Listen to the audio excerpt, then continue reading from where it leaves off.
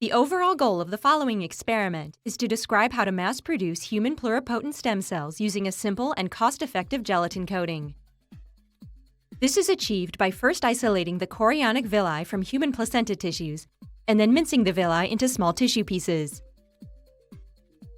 As a second step, the tissue pieces are cultured on gelatin-coated plates, where they form colonies of adherent fibroblast-like cells in 5 to 7 days, and are then used to make conditioned media for human pluripotent stem cell culture. Next, 80 to 100 clumps of human pluripotent stem cells are seeded, covered with human placenta-derived cell-conditioned medium, and subcultured once every 4 to 5 days.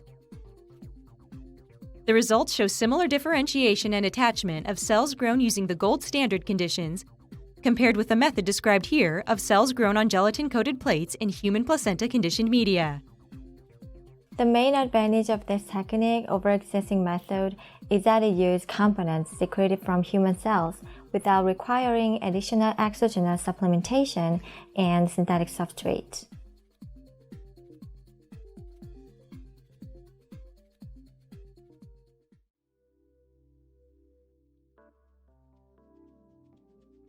To begin, coat T25 culture dishes with 5 milliliters of a 0.1% gelatin solution for 1 hour at 37 degrees Celsius.